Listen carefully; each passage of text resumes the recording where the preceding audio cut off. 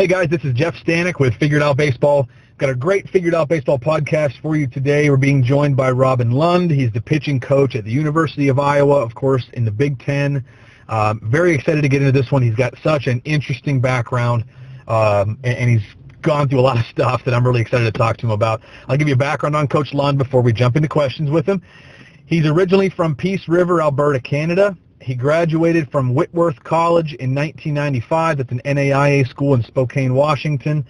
He's got his master's degree from Eastern Washington, graduated there in 1997. From 1996 until 2000, he was an assistant coach at Spokane Falls Community College in Washington. In 1998, he spent one summer as a strength and conditioning coach for the Spokane Indians, a minor league team at that time. Then, going by springs here, from spring of 2000 and 2001, he was the strength and conditioning coach at Lewis and Clark State, a very well-known NAIA program in Idaho. He got his PhD in exercise science from the University of Idaho in 2002. He became then a tenured professor in kinesiology at the University of Northern Iowa, where he remained a professor from 2000 until 2018.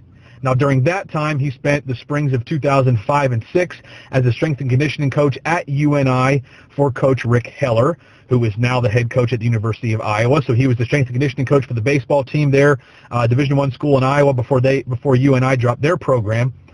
And then in 2018, he got involved again in softball. He was the volunteer hitting coach at the University of Northern Iowa softball team. Then in January 2019, he was hired at the University of Iowa. Now get this, he was originally hired at Iowa as a hitting coach. His 2019 team, his first spring at Iowa, won 31 games. It was a sixth straight year with 30-plus wins at Iowa. The team went 10-3 against top 30 teams. Then 2020 rolls around, and the pitching coach for Iowa does not come back for the spring season, so Coach Lund moved to become the pitching coach. In the first month of 2020, the Iowa beat 3 ranked teams before the season was cut short because of COVID. Coach Lund, such an interesting background and a lot of experiences and things that many people don't go through in their careers as a coach, but I certainly appreciate you taking some time to be on the podcast with us today, and I'm very excited to get into this one with you. Oh, thanks for having me. I really appreciate it. Usually we start with something interesting from the bio, but you've got so many things that it's hard to even pick where to go with this. But I kind of want to start from the beginning. You obviously you were a baseball player. You worked as a strength and conditioning coach. You were an assistant coach at a junior college for 5 seasons, and then decided to get out of college baseball for a while. And you have found your way back in, which is something that a lot of guys, even if they try to do it, they don't have success, especially at the highest level. You know, you've gone to a Power 5 school and you got back into coaching. I'm interested to just find out, though, from the beginning, why you decided to not pursue college coaching more than you did and sort of just take a role as a strength and conditioning coach, which I'm sure is just as time-consuming, but not as much travel. I'm sure there are other things involved with it, but I'm kind of curious as to why you decided to go that route as opposed to, continuing to try to coach college baseball. Yeah, I mean, for me, it came down to just my wife and I. When we started having kids, my first child, Abby, was born in '99, and I'd been kicking the tires on the idea of potentially getting a PhD. While I was coaching at Spokane Falls Community College, I was the strength coach there. I was really getting in the science side of the strength and conditioning piece, and I had a mentor, Dr. Scott McQuilkin, who's still at Whitworth College. Just kind of planted the bug in my ear one time, just, if I'd be considered a PhD, and I had at that point. So I'd been thinking about that anyway. About that time, as you know, the mid-'90s was really when the strength and conditioning piece with baseball really started taking off. And so now I had a skill set where I knew something about strength and conditioning. I was certified, was kind of blazing my own trail a little in that area. And school down the road, Gonzaga University, Coach Steve Hertz was there. We talked a little bit about me leaving Spokane and then joining his staff at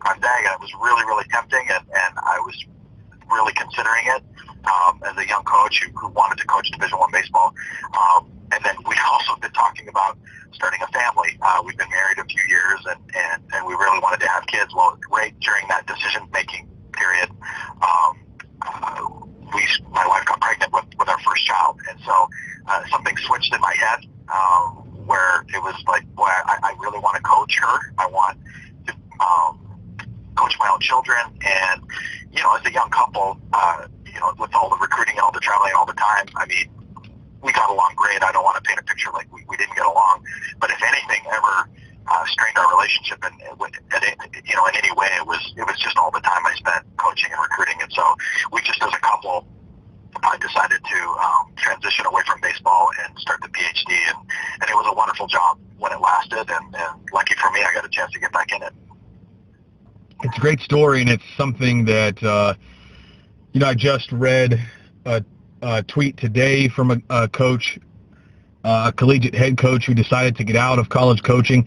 I think that this time, so we're recording this during the summer months, during early August 2020 when COVID is still sort of disrupting sports, and some colleges are not going to have sports this coming year, or at least in the fall. And there's just a lot of unknowns out there, and a lot of coaches are spending a lot more time at home now than they're used to. And I just read a tweet today from someone who decided to resign basically because he said he just sort of realized what he was missing, I guess, is kind of the best way I can put it.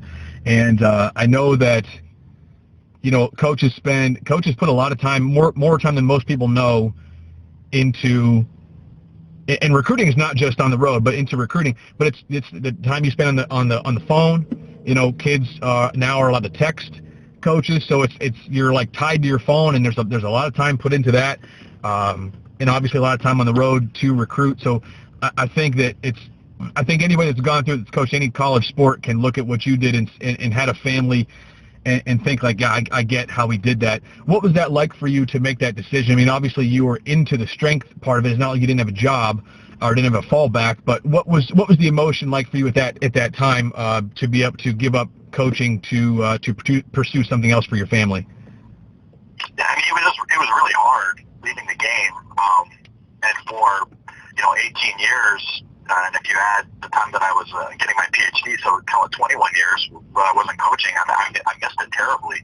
And so, there was a reason why I volunteered to coach, all of my kids' teams all the way through, all three of them. I coached all their stuff all the way up until they were, 14.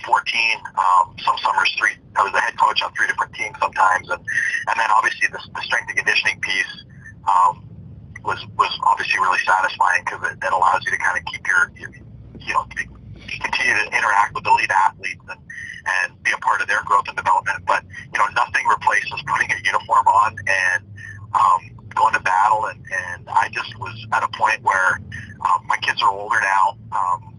They're doing their own thing now. They don't need to need me necessarily hanging around them 24/7. They're all very independent and well-adjusted, responsible kids, and they're doing great. And they were very supportive. My wife was very supportive of making this change. And as I said, I mean, there's nothing replaces putting a uniform and going to war with your team. And to be honest, I even kind of missed the heartbreak, the losses. I mean, I missed it all. And so it's just been, I can't express how much I love coaching and how fun it's been, even though we got disrupted. It's just something that I just really, really enjoy. When you left coaching, did you do it thinking someday I'm going to get back in, or did you do it thinking like, this is it for me, like I've made the decision, I'm out, and I've got to be okay with it? Yeah, I thought it was done. I mean, but you got to remember, you're trying to get tenure, so there's this whole other world that opens up in academia. You're doing research, and that's really exciting, and collecting data and publishing things and going to conferences, and I'm kind of a learner. I just like to learn things, and I just like to read, and I think I'm curious, and so that part of being a professor was really great. I enjoyed that a lot.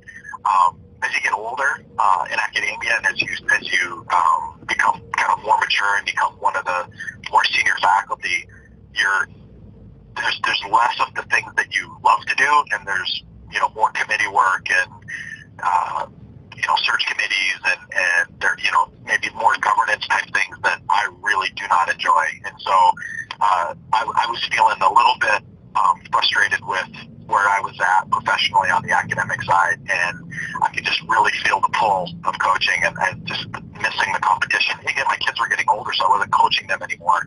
I was just watching them at that point, and it just was calling to me, and I just was really fortunate that, the last 18 years, 21 years, the things I was studying, biomechanics, kinesiology, muscle physiology, statistics, and research methods, strength and conditioning classes, anatomy, all that stuff, kinesiology, just was, I didn't realize, but it was kind of preparing me for kind of the new coaching positions out there where you're seeing, nothing replaces experience. It's really important, and I'm not like 100% new school guy that doesn't respect kind of the old school approach to things. I feel like I'm a bit of a hybrid that way, but it prepared me. And if the University of Iowa's reputation precedes itself as a school that uses tech and data and is very progressive with the way it develops players. And so I think my skill set is unique, spending all that time as an academic and then still also being a baseball person, and it was just a perfect fit for me at Iowa with all the stuff that they were already doing there. If you had not gotten an opportunity with Coach Heller, did you get to a point where you were ready to take like a high school job or apply for like a Division III head job or something like that? Had you kind of made the decision that you were definitely getting back in somewhere, or did this just sort of work out in a way that it had been on your mind, but this just kind of perfect storm allowed you to pull the trigger on something?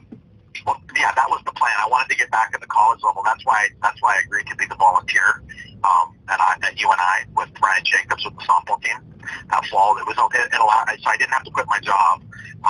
It was essentially no risk, and I could kind of try it out. And I was like, oh man, this is absolutely what I want to be doing and that was probably one of the hardest things I had to do was actually leave Northern Iowa at the semester because I got really attached to that team, the softball team at UNI.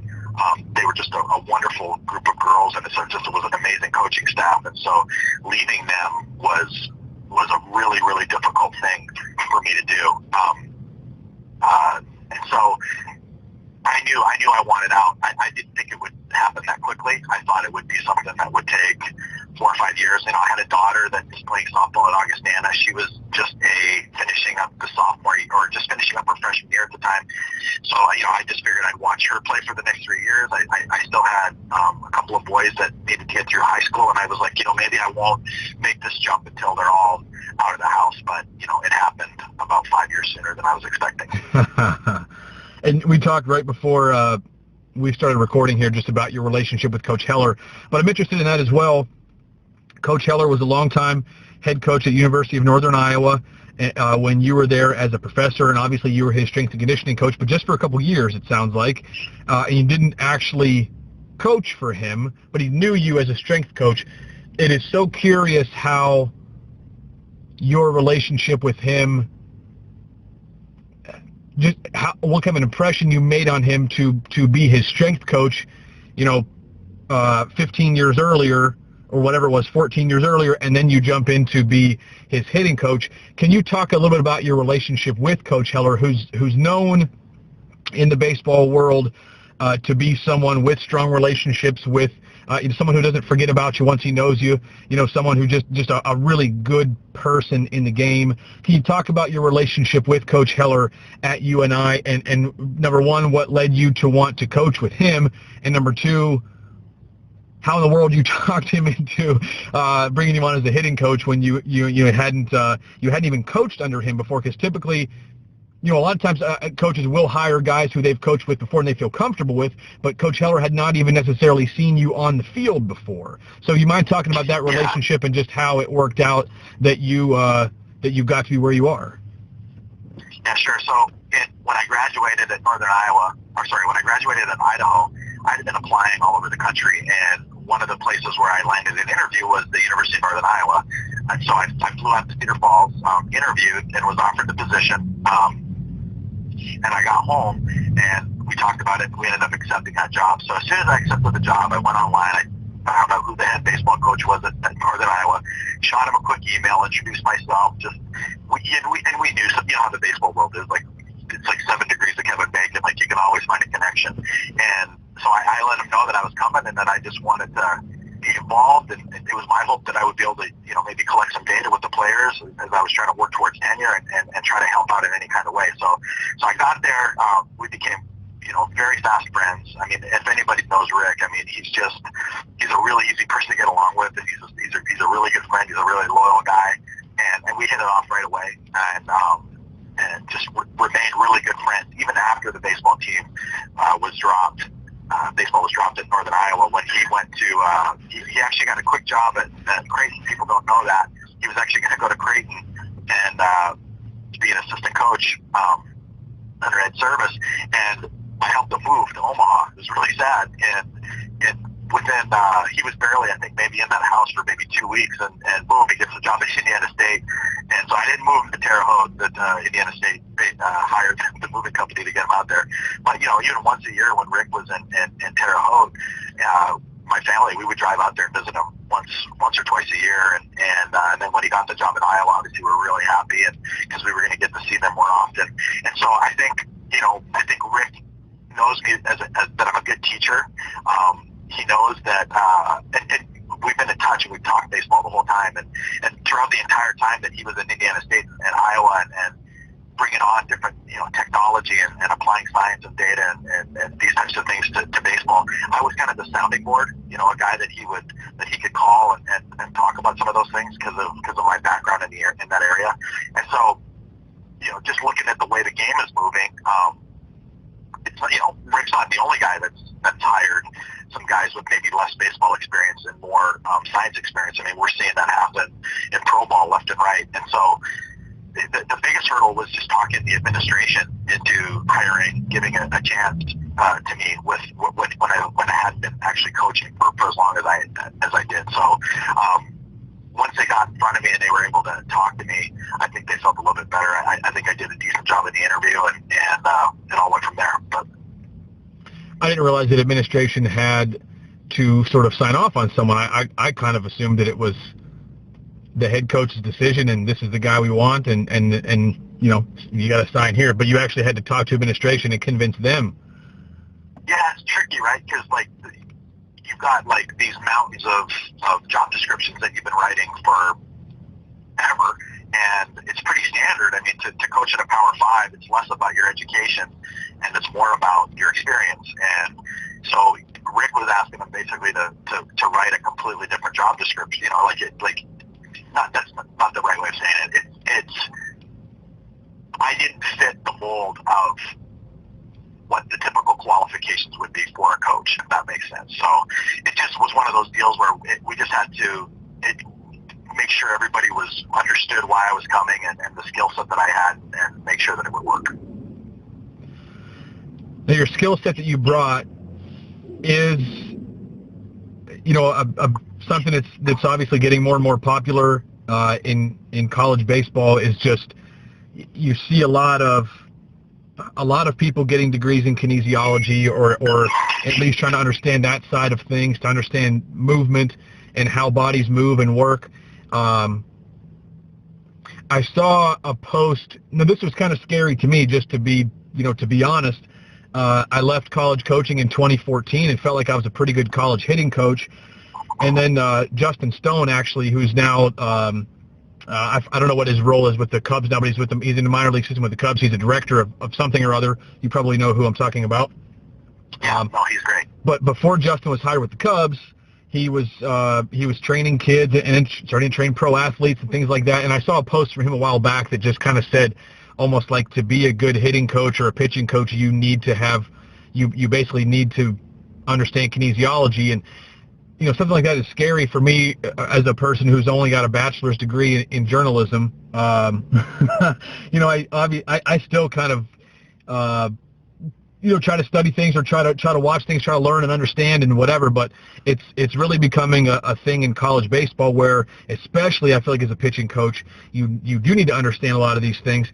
Let's just kind of make believe for a few minutes. If you were a head coach at any level of college baseball and you were hiring someone else to be your pitching coach, would you require that person have a degree in kinesiology or something similar to where they went to school to understand how to have their pitchers throw and stay healthy and be as efficient as possible? Like, do you think at this point, to you, with your background and your level of education, would that be a requirement for you? Well, I don't know if it would be a requirement. It's like you're still coaching. I mean, it's still about relationships. You can know everything you need to about biomechanics, but if you can't convince or make the kid understand what it is you're trying to get them to do and get them to actually buy in, it really doesn't matter. And so, there's a lot of things that people can get into. Like, for example, if we just look at exercise science and we just unpackage that, like, you've got biomechanics, right? There's this aspect that's called motor learning or skill acquisition. There's anatomy and physiology. There's, kind of what we would call the strength and conditioning piece or kind of it's looking at like endocrine response and how the tissues respond to training, and there's metabolism and but then there's like things like sports psych, and then you can even, depending on what university you look at the kinesiology departments, they'll even include some type of leadership component in some of these degrees. And so I don't think you necessarily have to be an expert in biomechanics to be really successful. Obviously, there's been really great pitching coaches that predate me before anybody was talking about biomechanics.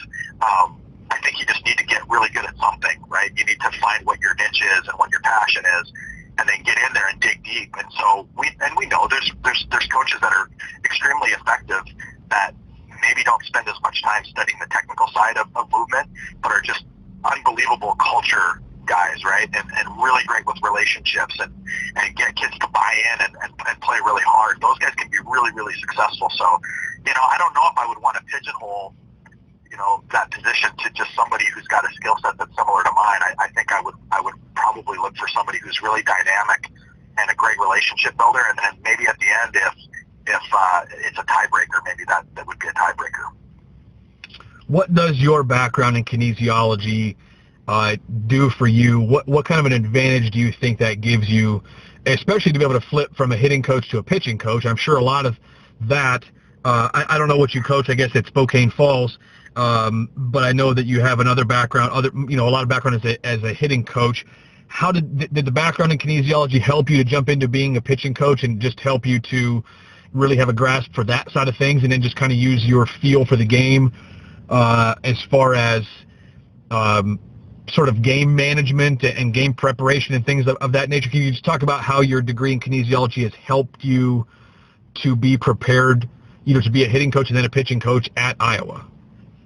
Yeah, for sure. I mean, without a doubt. I mean, it was critical for me. But remember, I have been coaching for 18 years, or 21 years. So for me, whatever you have, that's what you have, and you got to rely on it, and you got to develop that skill set. So for me, and having never been a pitching coach until this year, I understood throwing. I understand, biomechanics. I understand, I taught stats, and so I understand the numbers and the physics of all of the different things with pitch design and all of the things that we talk about when we're developing pitchers now with data and tech and these types of things. I understand that stuff. So that's what I fell back on, and that's what I used, and that's what I focused on.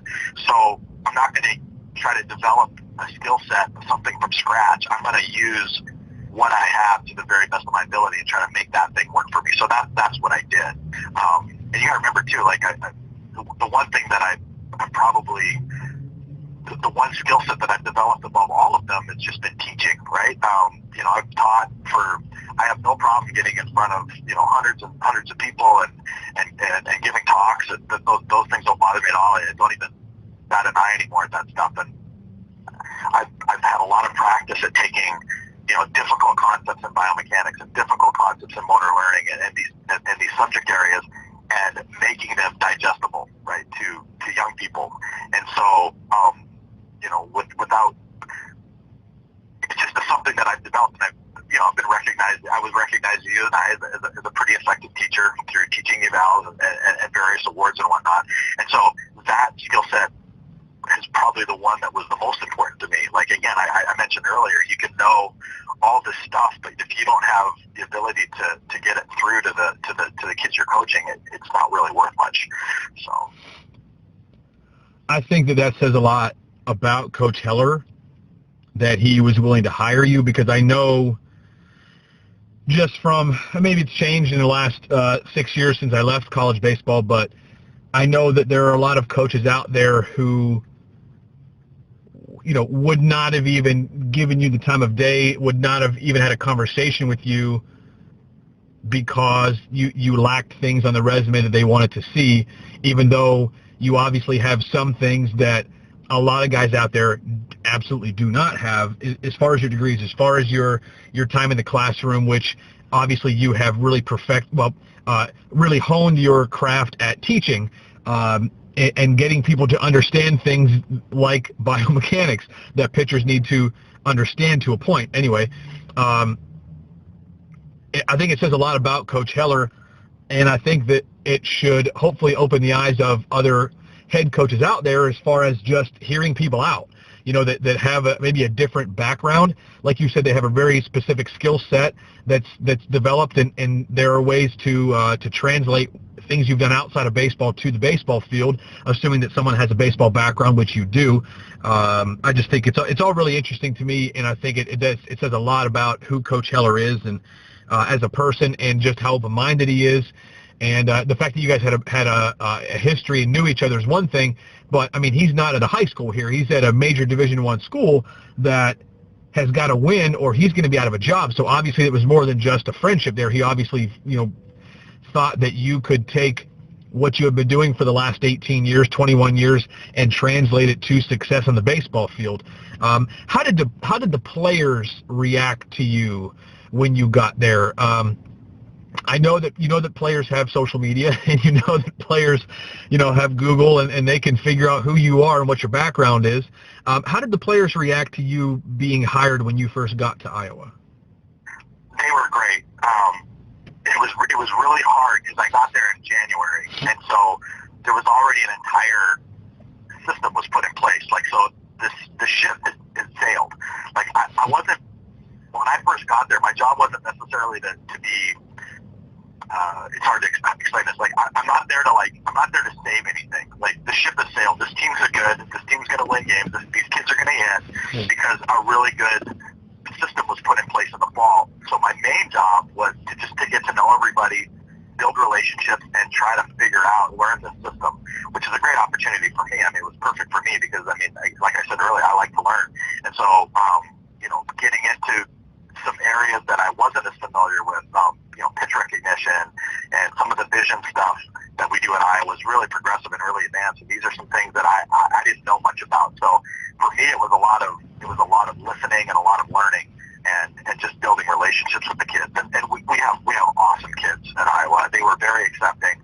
I was more nervous actually when I was named the pitching coach because I was am I counting right? The fifth pitching coach in as many years.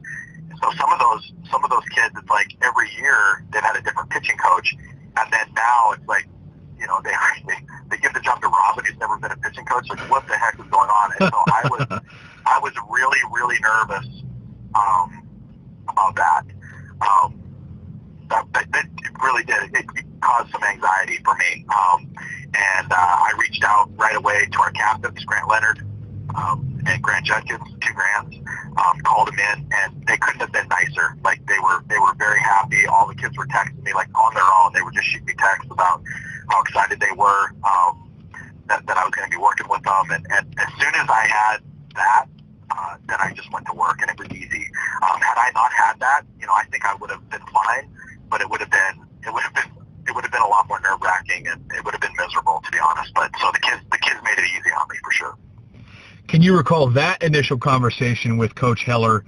How did it even come up that it was a possibility for you to do that? Yeah, when I took the job, we had talked about me being the pitching coach and not hitting, and I just was like, boy, I'm not comfortable with pitching someday. Potentially I'd be comfortable with pitching, but I mean, the season's starting in a month. I've never been a pitching coach, and I think that's a tall order. And so we were really fortunate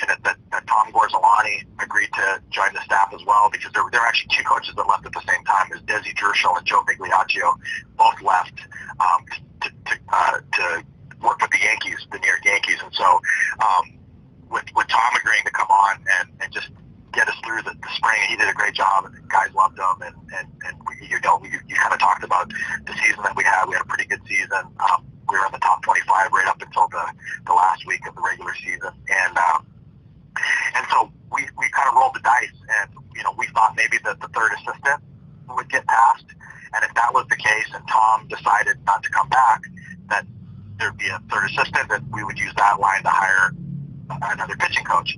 But we all knew that, if Tom doesn't come back and that rule doesn't pass and we don't have a third assistant, that I would then become the pitching coach. And I was like, well, that gives me time to learn this thing and to be able to figure it out. And that's exactly what happened. And I'll be honest, I actually love the pitching side of things. Like, I really love it. So it's been great. That's really cool. I've thought with hitting being my background, that being a pitching coach there's of course there are unknowns on my side of it, but I always thought it was just a little more of a mystery than hitting. Yeah. And maybe just because of my background's in hitting, but just as a baseball fan in general, I'm a big Pirates fan, as people know that have listened to my podcast before. I'm a big Pittsburgh Pirates fan. And like, you'll just watch one game where, a pitcher will deal, and you watch another game where he gets hit around, and to the naked eye, like, it looks like he's hitting his spots pretty similarly, or, a guy will go through a stretch of 5 games or whatever where he just gets hit around. And of course you have some tools at your disposal and those coaches have tools at their disposal that as the viewer you don't have, but it's hard sometimes with the naked eye to see like what changed. And I always thought, look, I'm glad I'm not the one that has to figure that out, because the stuff still looks good. It looks like he's locating okay, but that fastball at the top of the zone that usually gets swings and misses is now getting barreled and getting hit over the fence. And like, boy, I'm glad I'm not the one that has to fix that. And it's been easier for me. And again, maybe my eyes just trained more for hitters, but it's always easier for me to like see, a hitter's in a funk for 5 games, and I can usually kind of see something that I think he's probably doing. It says a lot, I think, about you as well, to be able to jump in that position and with your background, to be able to be comfortable, and not only be comfortable, but really enjoy it and really thrive there. Yeah, I mean, I know what I know. I know what my strengths are, and that's what I rely on. And it's funny, like, I read a lot. I read a lot of stuff, and I do read a lot of science-y, a lot of journal articles and textbook type things, because, I always feel like I can get better in that area, and it's my strength, and so I never want to ignore my strength. I want to continue to develop that skill set, but I don't seek out necessarily other tech or research-related pitching people. That's not who I really want to spend my time talking to. I want to talk to the guys that have been doing it and have been successful for like 20 years. And the conversations that I like to have with pitching coaches are about things that I can't get through science, just like experience things. Like, I want to hear anecdotes. I want to hear, just little things about pitch grips, or little cues, or some funny thing that you did in the bullpen with a guy, that allowed him to, figure something out. That's the stuff I'm looking for, is that knowledge that comes from, like, again, the tech's important, but you can't underestimate how close we got with over 100 years of just trial and error, right? I mean, just think about the system. It's a meritocracy, that when you win, you get rewarded. When people win, you watch what that guy does. And so everybody's doing something a little bit differently. The coach who wins every year, we kind of look, well, what's that guy doing? He goes to a convention, he talks about it. Somebody runs with his idea. They improve on it a little bit. They win even more with it. So baseball was in a pretty good place. I mean, we had a lot of things figured out just through using, trial and error over 100 years. And I think the tech stuff has accelerated it, but I never underestimate the value of experience and some of that old school baseball stuff that you get from those old coaches that have been coaching for years. I mean, there's a reason why they coach for that long and were successful, and I think it's important to listen to them. Now, you coached your kids, and I'm sure coaching them, especially when they're young, you're not necessarily bringing your kinesiology degree into the Little League dugout. Did that experience, and maybe this is a strange question, but did that experience in any way coaching your kids and other young kids where you really got to to simplify, to establish basics. Did that have any impact on you once you got back into college baseball? I mean, I know it's a strange question, but you coached college baseball, you took quite a bit of time off, and now you're coaching at a very high level. Did that experience coaching your kids do anything for you to help you to get back on the field and coach and develop the relationships and things of that nature? Oh, for sure. I mean, like, so with little kids, with little ones, I mean, they're going to get better as long as they continue playing. And so it's all about the relationships. It has to be an enjoyable experience. And, and I was a typical mid-90s, red-ass coach when I was coaching at Spokane Falls Community College. I mean, I was just an angry little guy and always fired up and yelling and stuff. And coaching my own children and coaching little kids obviously really softened my touch with athletes. And you got to remember my background too in physical education and pedagogy. I mean, that's the pedagogy is the science of coaching. When we look at motor learning and skill acquisition and pedagogy, I have a background in that. So using those principles with little kids, good coaching is good coaching is good coaching, whether they're little or they're older. And a lot of the things and a lot of the strategies I use, just in terms of getting somebody to move a certain way, are no different than if I was working with a 10-year-old or a 21-year-old.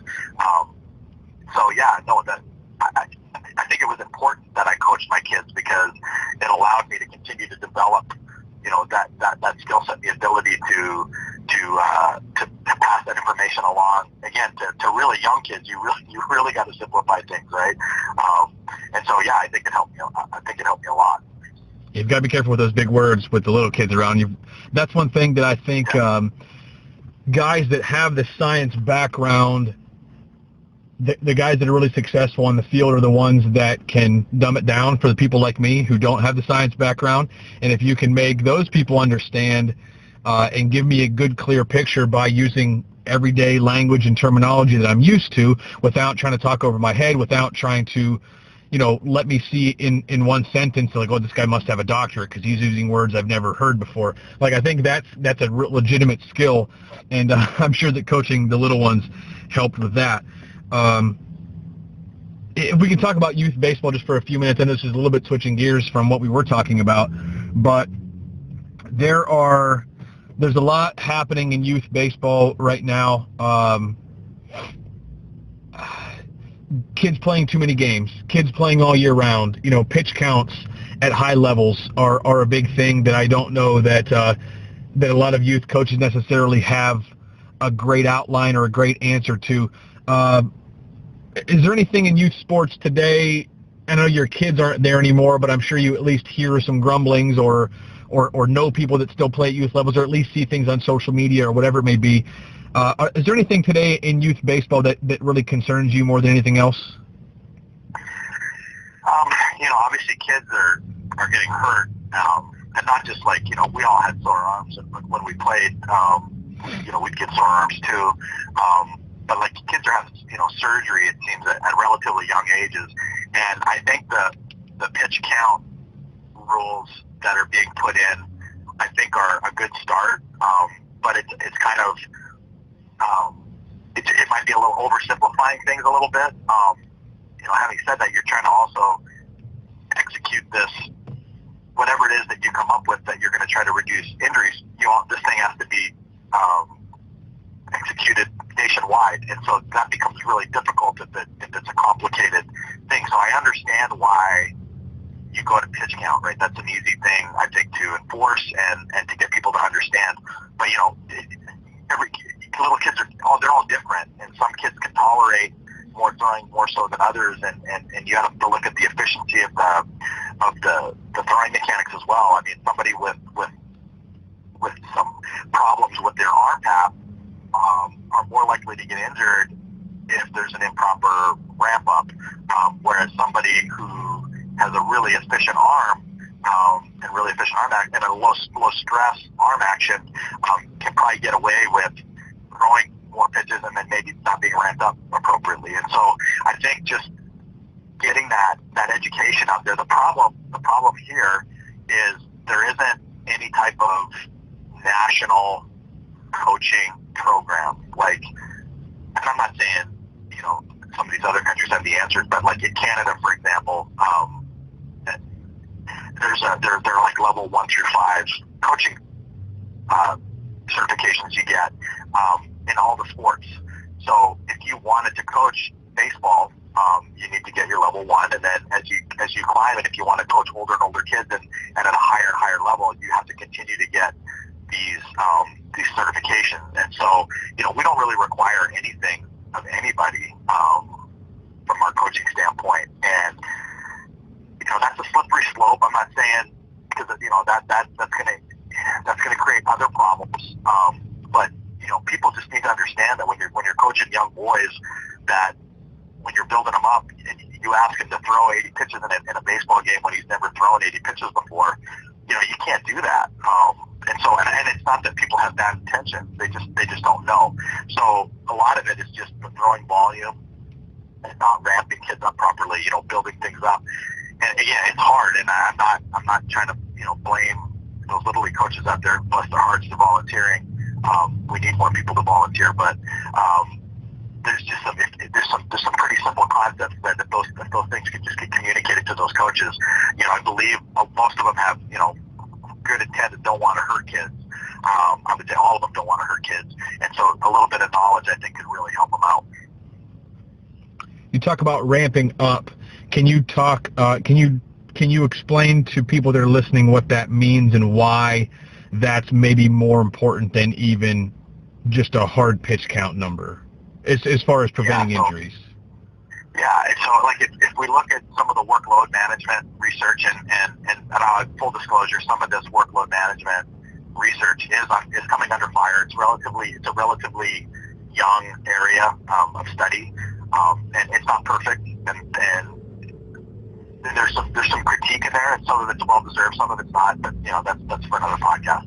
But the idea is that we look at what you've been doing, say your average workload, and let's just define workload as the number of throws that you've made in a day. And let's just say that over the last month, on average, you're making 30 throws per day. If that's true, then this upcoming week, I don't want to do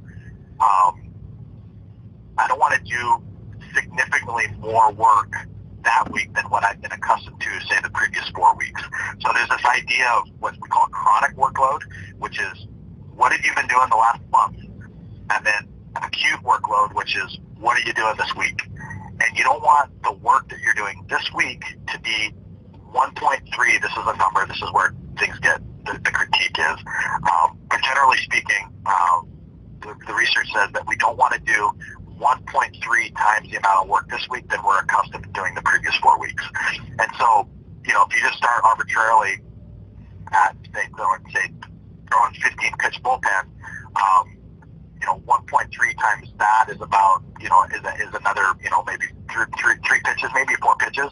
And so you're just building things up each week, slowly over time. And so it's, and that gets tough in rec ball with little kids when they show up and then you're playing in a week, right? You only have, I'm talking more like the high school season, right? Where you have a little bit of time to build them up. And so you just basically make the plan. I want my opening day kid to be able to throw, say, 70 pitches on his first start.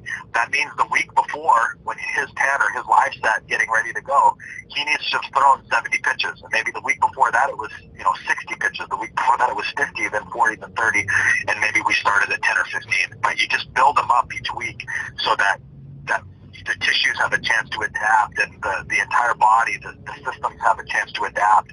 And so when you put this stress on them, the chances of having a breakdown or some type of injury are much smaller.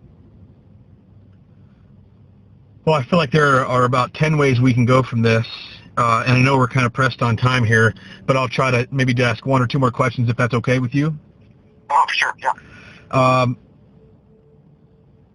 Are more injuries caused at youth levels by that, kind of what you were just talking about? An arm is not prepared to throw X number of pitches, but a person throws a lot of pitches on one particular day, and on that day, maybe he doesn't get surgery for a while, but on that day, like, that's when the damage was done? Or is more damage done by not having enough rest between times when guys throw higher numbers of pitches? I think those are both problematic. So I think you've got three things. You've got the actual arm itself, the path of the arm. There are certain movement patterns within the actual throwing motion that I think predispose you to injuries. And that's a whole other area. There's some really good information out there. 108 performance and the Texas baseball range drive line. There's a lot of resources out there that can help people understand, what the arm pass should look like. So you've got that thing, and then there's this workload management. Not doing more than what you're accustomed to. You can do more than what you're accustomed to, but it's just got to be a reasonable amount, and it's got to be built up over time. And then the third one, fatigue. Fatigue can be a big problem. That can be an acute cause of injury, even if somebody is fit and they've built up properly. If not having enough rest or having them be too much, you can see how the workload management and the fatigue thing can kind of blend into one another, right? But having adequate rest between starts is also very important, because a lot of these kids play positions too, right? So you got to take into consideration all of the throwing they're doing when they're playing a position. And do you have two-way players at University of Iowa? Yeah, we do. We have on the team right now. We have two of them. Trent Wallace, who plays outfield, and he's a left-handed pitcher. He'll be battling for a starting role this year. He was really good this spring. And then we have a middle infielder, Dylan Nedved, who is more of a back-end guy. But yeah, we have two of them on the team this year. How much differently do you have to treat them day to day with their workload because of all the throws they make from the field, or are they making most of their throws on the mound, and then like on defensive drills, are they just working on glove work without making a lot of throws to save their bullets for the mound? How do you I know this might be a loaded question to kind of end things on, but how do you manage workload with those guys? Sure. So Trenton is the big left-hander who plays in the outfield, and so he does all of it, and he wants to be a starter. So all of his entire throwing program is dictated on the pitching side. So he does everything that all of the other pitchers do, and then when he runs out in the outfield and he does his drills, he doesn't throw hardly, very much at all. He'll just go through the motions, put them all in the bucket, but he'll make some throws. He needs to make some throws, but by far the majority of his throwing volume is dictated on the pitching side. And then Dylan Nedved, who's a more a back end guy, it's the opposite for him. He does all of his throwing is dictated on the position player side with Coach Heller and the rest of the infielders, and then I just grab him once a week and he throws a pen, and we just keep him on the mound and just try to keep him sharp. So he is what he is. We don't expect to see a big change on his slider, for example, or his changeup's already really filthy. We don't expect a big velo jump from him. It potentially can happen, but we don't expect one from him like we would say that the guys that are on the throwing program. It's so cool, and there's so much there to unpack, and I wish we had time to get into it. Maybe we can have you back on another one. But this is Robin Lund, everybody. He's the pitching coach at the University of Iowa. This has been great. It's been really enjoyable, but also so informative. There's so much that you have to offer, and to the Figured Out Baseball community, I hope that you will, hope that you were writing things down, taking some notes from Coach Lund, a really smart guy, a lifelong learner. I really respect guys that have been in the game for a while, or just been around for a while, and that want to continue to learn and see what else is out there, and just try to be the best they can. And I believe you're someone who really maximizes your abilities and knows what your strengths and weaknesses are, and that I respect very much as well. Coach Lund, this has been great. Thank you so much for taking the time to be on a podcast with us today. Absolutely. Thank you, Jeff. It was great. I appreciate it. I'd be happy to come on again.